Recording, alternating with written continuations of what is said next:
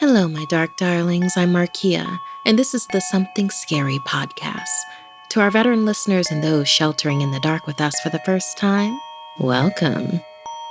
We like to think we're safe when we can see what is around us, but we're only seeing certain dimensions. When we open our eyes to what is beyond, we can see all of the goodness that truly surrounds us and the evil lurking behind us as well. First, a ghost stirs when two girls are left alone. Next, we see what is looking back at you in the mirror. After that, a prank phone call turns into a real threat. Finally, in our featured story, two bullied kids get more help than they bargained for. I receive hundreds of creepy story submissions every single week, and of those, the scariest ones make it into our podcasts, along with the story that we've chosen to animate and post over at youtube.com/snarled. If you have a tale you're dying to share, send me an email at somethingscary@snarled.com. If you'd like to support Something Scary, then consider joining our Patreon. As a patron, not only can you help the show and see ad-free episodes, but you can also be a part of the horror and hear your name featured in one of our podcasts or weekly video stories. Visit patreon.com/snarled. So, want to hear something scary? Lurking behind you. Fear can bring even the strongest of us to our knees. Bravery is not the absence of fear. It is the willingness to face fear head on. Like in this story inspired by Sophie. In a small town in northern Norway lived two cousins, Lena and Nalia. Back during World War II, the German occupation left their town burned to the ground. They had always heard the stories of ghosts that lingered in the town ever since. The girls believed them to be just that, stories. Besides, how could an entire town be haunted? Lena's parents were going away, and while she was old enough to stay home by herself, she invited Nalia to stay over so she wouldn't be alone. Since it was the beginning of December, they both decided they would decorate for the holidays. The house was quite large with 3 stories, so they assumed it would take all weekend. Friday night, when they went to bed, Nalia had a hard time sleeping. It was suddenly very cold, and she kept hearing the floorboards creak upstairs. It was as if someone was walking around up there. She assumed it was Lena's cat, Missy, but it was still creepy. The doors were locked, and it was just the 2 of them plus the cat in the house. Lena was dead asleep next to her, so the creaking noises had to be normal if it wasn't keeping her awake too. As Nalia tossed and turned, she spotted Missy sleeping by the door. How long has she been there? She thought to herself. Wasn't she just walking around upstairs? In that moment, Nalia heard another groan of the wood and shuffled closer to Lena. She balled the sheets up in her hands as the creaking noises continued upstairs. The only sound she heard was her friend's deep breathing, her own ragged breathing, and the slow, methodical creaking noise moving across the ceiling. Eventually, her own fear exhausted her and she fell asleep. The next morning, she told Lena about the noise and they checked upstairs. The floor moaned as they walked the hall, but the windows were closed and there was no sign of anyone.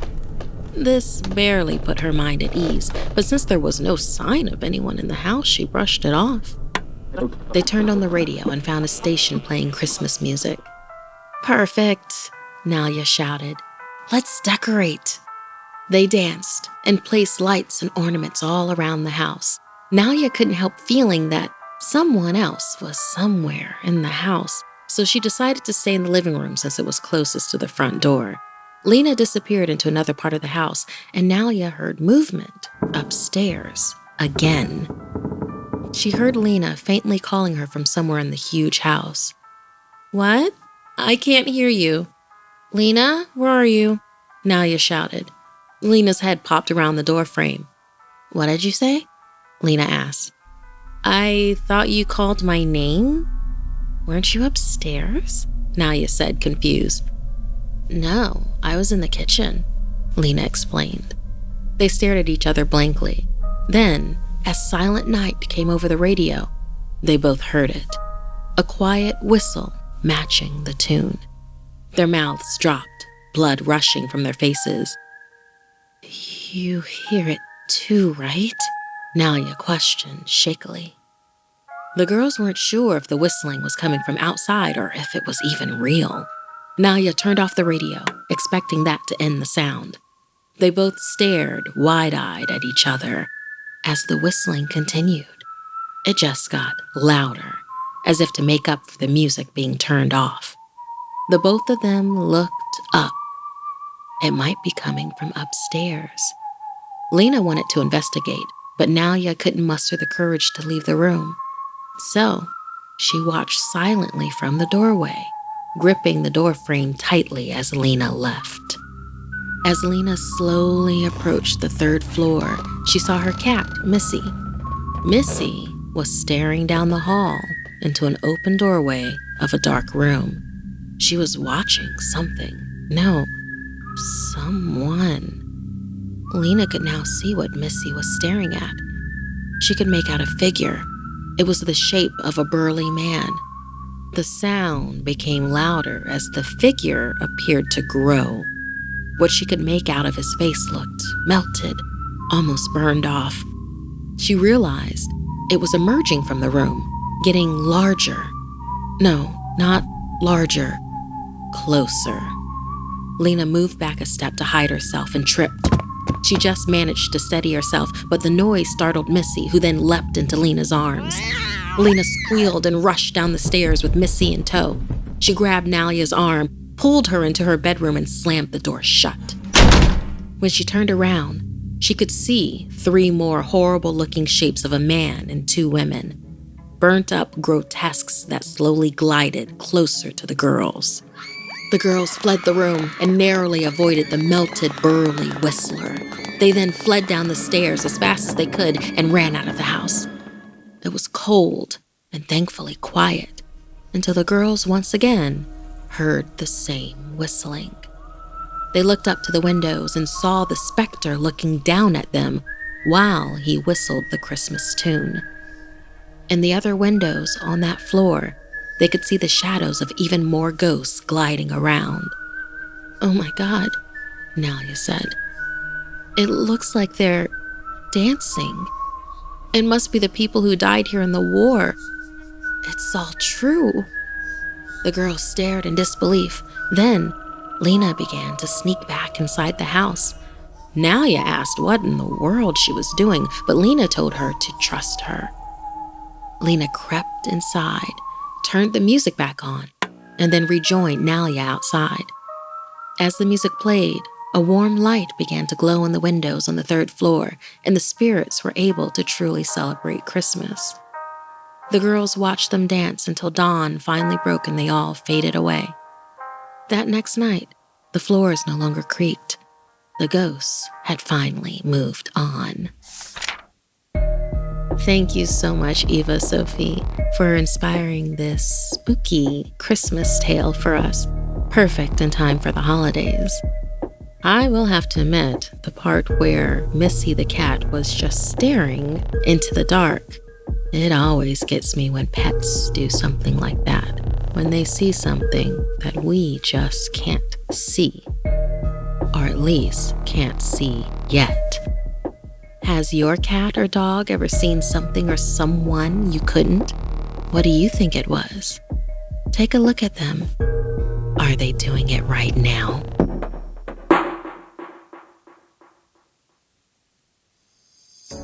Hello, my lovelies. Support for today's episode of Something Scary comes from Lord Jones, makers of the world's finest CBD products. To all the dark darlings who regularly follow me into the shadows, sometimes a little lightness is needed as we enter into the wintry months of the year. When sunlight is at a minimum, sometimes we need something to soothe us during those long nights. That, my friends, is why CBD is all the rage these days, and pioneering brand Lord Jones is considered the gold standard. If you find yourself living a truly tragic tale of dry skin, they've been changing people's lives for years with their premium CBD products like their heavy-duty chill balm. Because let's face it, after getting spooked by an eerie tale on something scary, you'll definitely need a little chill in your life. I love how it tingles as soon as I put it on my skin. From world-class skincare to tinctures to deliciously decadent gumdrop confections, if you're curious about what CBD can do for you, trust me, you want to start with the best. Lord Jones is crafted with the highest quality ingredients and premium hemp-derived CBD that's lab-tested for purity, strength, and consistency. Lord Jones products have been featured in the New York Times, People, Vogue, Vanity Fair, and more. And now, they're inviting you to experience the finest CBD products available. So don't be a little monster and buy just any brand of CBD products. Instead, try the very best. Go to lordjones.com/scary to get 25% off your first order. Go to lordjones.com/scary for 25% off your first order. lordjones.com/scary.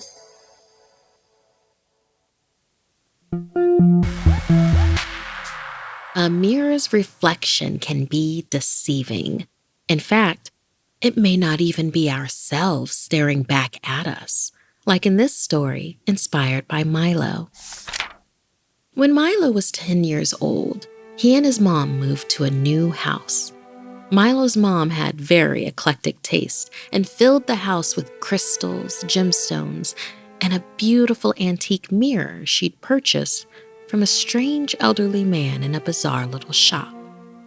The mirror had a decorative bronze shape shaped like gnarled tree branches and one small crack in the lower right corner.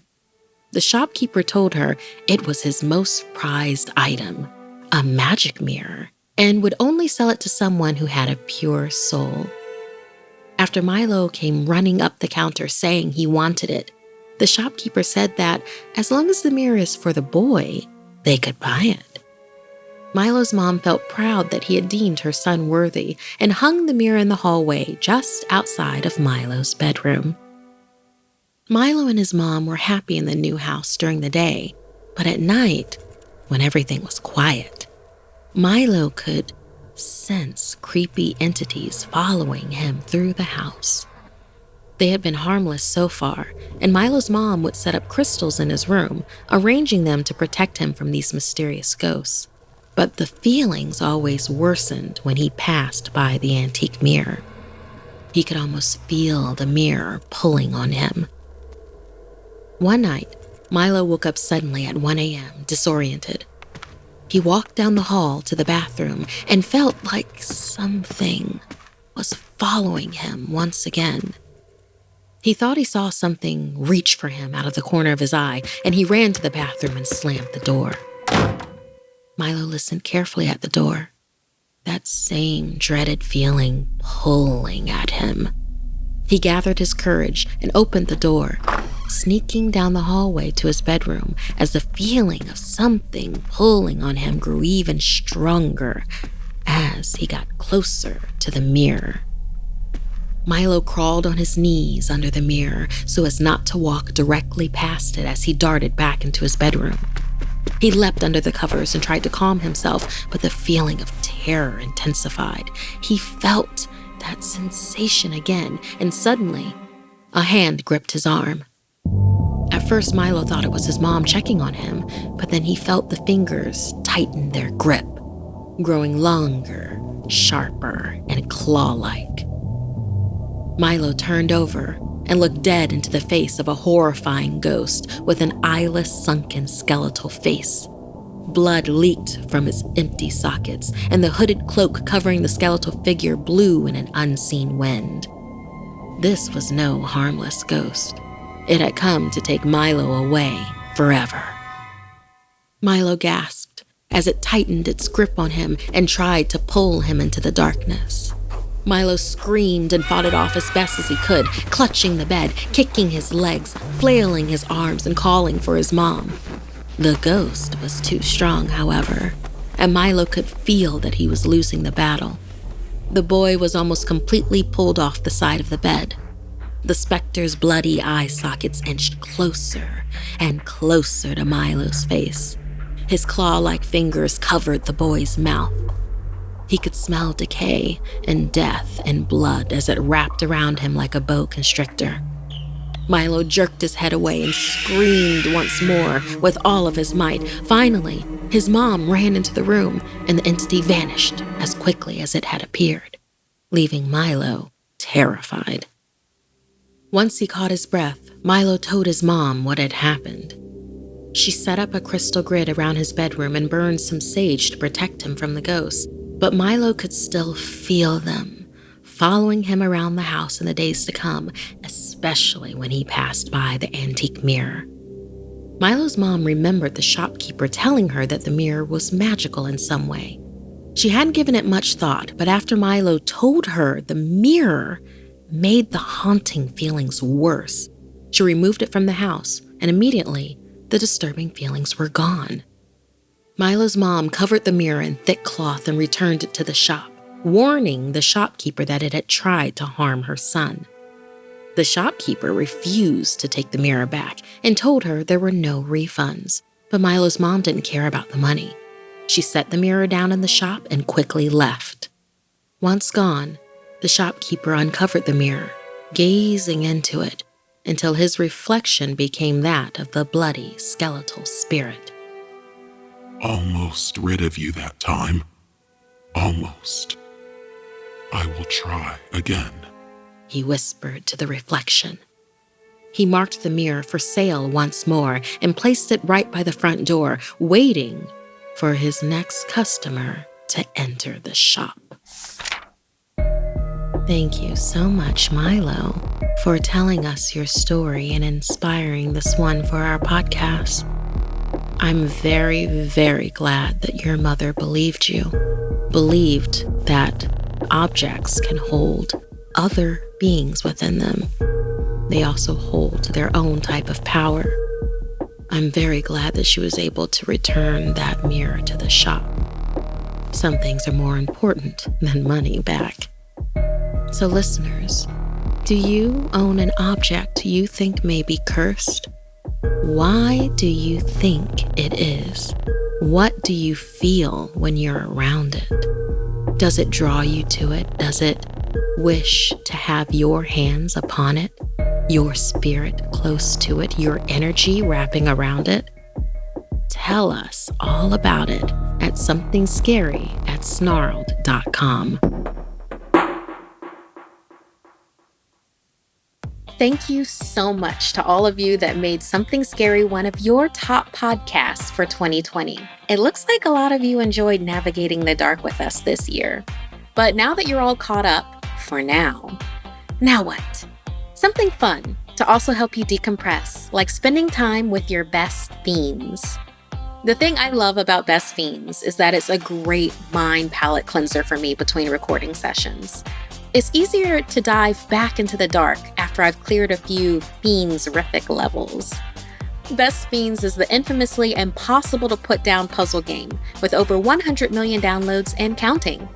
A free-to-download mobile game with over 5,000 challenges, with more added all the time. Once you download Best Fiends, boredom won't stand a chance.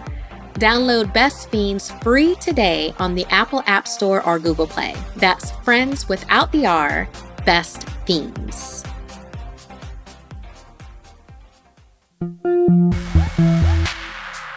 Everyone knows that empty threats yield no consequences, but make sure you know it's really empty. Because if you're not careful, you'll find out what happens when idle threats become deadly reality. Like in this next story inspired by Music Galaxy 917. 7-year-old twins, Sasha and Santos, were being dropped off at their regular babysitter Monica's house while their parents went out for their date night. After hugging Monica hello, they ran into the living room where all the toys and books were. New rule, kids. Whatever you do, don't go upstairs, Monica told them. Why not? The children protested. Because I said so, and if you don't listen to me, the lamia will get you, Monica teased. The children laughed at the familiar threat of the lamia and went about their coloring. The lamia was a child-eating shapeshifter from Greek mythology, who, after losing all of her own children, gouged out her own eyeballs and then took vengeance by hunting down and eating the children of others. Monica used the lamia as a warning whenever she needed the children to listen to her. She wasn't the best disciplinarian and had to rely on unique methods to make the kids behave. The real reason Monica didn't want them upstairs is because she had just taken in a roommate, Olivia, to help make her ends meet. Olivia was a strange woman, quiet, young, hauntingly beautiful with 2 glass eyes. Monica had an eerie feeling around her, but was desperate for some extra cash, so she had agreed to rent the room. Olivia made it clear that she did not wish to be disturbed for any reason, especially by children. So Monica used the lamia warning to make sure that Sasha and Santos left Olivia undisturbed. While in the kitchen cooking macaroni and cheese for the kids, Monica received a mysterious phone call. She answered. A strange voice chanted to her. Circles and squares.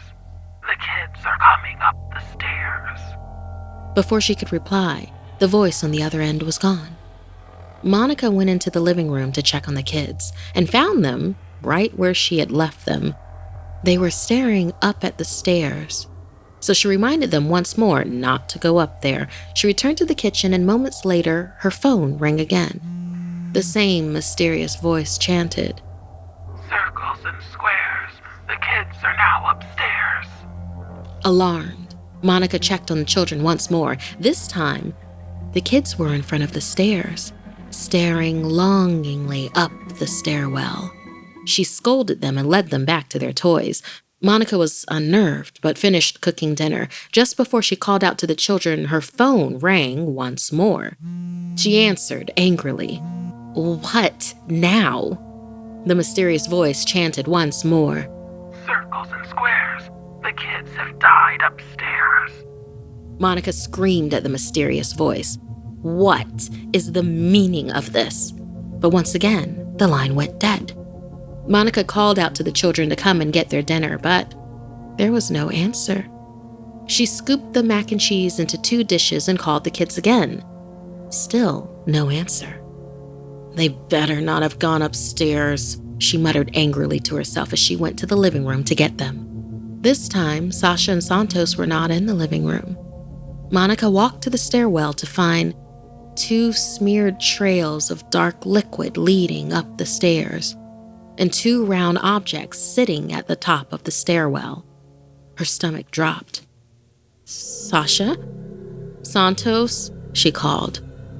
There was no answer. It was dark, and Monica couldn't make out the objects. She turned on the light and then screamed in sheer terror at the sight in front of her. The dark smears were fresh blood, dripping down the stairs, and the 2 round objects were the decapitated heads of Sasha and Santos, eyes open, mouths agape. Monica threw up at the gruesome sight and turned to get her phone to call 911, but before she could move, Olivia was upon her, seemingly out of nowhere, pinning her to the ground. Olivia had no eyes, Monica could now see, and there was blood dripping from her lips, framing a snake-like tongue that darted out of her mouth. Her skin was scaly and cold, and she was incredibly strong. They should have listened to you. Olivia breathed in a raspy, inhuman voice, her tongue lapping against Monica's face, tasting her. Olivia's empty eye sockets looked bloody, as though her actual eyeballs had been ripped from them mere moments ago. I am the lamia you warned them about, Olivia hissed. That was just something I'd say. The lamia isn't real, Monica shrieked, trembling and sobbing. The lamia is real and did not wish to be disturbed, but you kept summoning me with your idle threats to the children. You brought this on them. The lamia hissed. On them and on yourself. Monica screamed again, long and piercing, and she continued screaming as the lamia unhinged her jaw and devoured Monica whole. Thank you so much, Music Galaxy 917, for this tale that inspired this babysitter's tale. Who are some of your favorite characters from Greek mythology? Goodness knows there's a lot of them. Jason in the Golden Fleece, Medusa, Zeus, Apollo, Hades, Aphrodite. What creature or god would you be terrified to cross?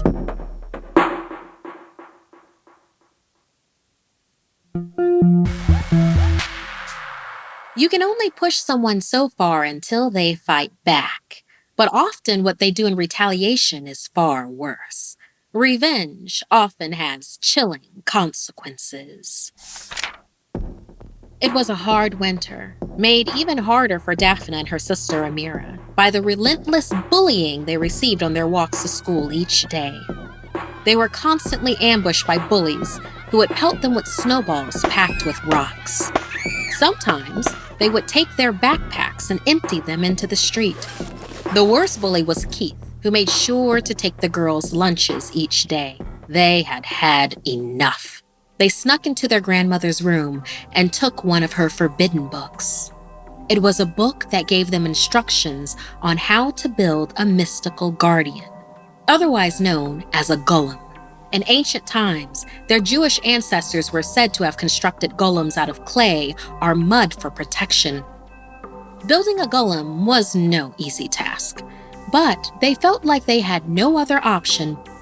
Because it was winter and the ground was frozen and covered in snow, they had trouble finding clay. So, the two decided to mix in some snow and build a giant snowman that would hopefully work as their golem. The sisters walked in a circle around the snowman and chanted the ancient words from their grandmother's book. Then, Amira hoisted Daphne on her shoulders so the girl could etch the secret symbols onto the snowman's forehead. Finally, they held hands and stood before their snowman golem and gave it its mission: punish all bullies. And then they waited.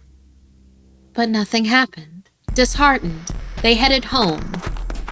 Daphne and Amira's walk to school the next day was shockingly uneventful. No one bothered them, and in fact, the kids that normally bullied them seemed to avoid the girls completely. That is, until they got to Keith. Keith demanded their lunches, and Daphne and Amira sighed and opened their backpacks, resigned to another day of bullying. Keith then took their lunch bags and emptied them onto the ground. He looked them in the eye as he stomped on their food. Tears welled up in their eyes, and just as Keith began to laugh at them, a snowball the size of a basketball plowed him in the head and knocked him off his feet. The girls turned to see where the snowball had come from and found their snow golem standing not too far behind them, unmoving. Keith was furious. He pushed himself up off the ground and balled his fists. Then he looked around to see who would have dared to do that. He marched past the girls, and as he neared the snowman, it jerked to life and lifted him off the ground. Daphne begged the golem not to hurt Keith, but Amira laughed and cheered as the creature tossed the boy effortlessly across the street and into a snowbank. Keith was shaken as he got back on his feet and ran away. Daphne looked once again at the unmoving snowman and her cheering sister. She wondered that she and her sister had gone too far. The next day, Daphne found her sister at lunch, standing by a trash can with a malicious smile on her face. Inside the trash can was a lot of uneaten food and also books. Daphne accused her sister of being a bully just like Keith and his friends. "This isn't bullying. This is revenge," Amira exclaimed. On the walk home, none of the bullies would make eye contact with the sisters, including Keith, who ran across the street to avoid them. When Daphne asked Amira about it, she told her not to worry. But just as the girls turned the corner, they found their snowman golem towering over them. The girls took a step back as it raised its monstrous hand and pointed an icy finger at Amira. The snow parted where a mouth would be and let loose in a voice that sounded like gravel scraping against ice. Punish all bullies. The girls ran as fast as they could to get away from their monster. But every time they looked back, it was lumbering closer. Then it palmed Amira's head and lifted her off the ground. Daphne knew it was planning to toss her sister like it did Keith, but there was no snowbank to break her fall, only icy roads and jagged trees. Daphne had to act fast. As the lumbering snowman held her sister's head and ready to throw her, Daphne quickly made a snowball and took aim. The snowball smashed into the secret symbols on the golem's forehead, disconnecting the creature from its mystical power. The golem fell into a pile, and Amira landed on top, completely unnerved and fully aware of how close she had been to death. As the terrified girls stumbled away, neither noticed that snow landed on the scuffed marks on the golem's forehead. The ancient marks slowly started to reform as it started to take shape again.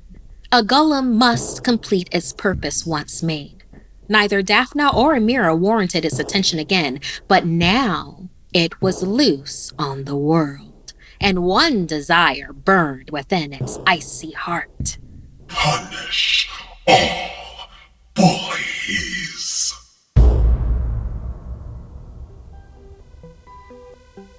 This week's podcast stories were edited by Markia McCarty, Sarah Lukasiewicz, and Dennis Culver. Narration by Markia McCarty. Audio edited and mixed by Fitz Harris. Additional audio editing by Calvin Linderman. Art and graphics by Mari Carlson. Produced by Hannah Mullen and Markia McCarty. Music by Sapphire Sandalo and Calvin Linderman.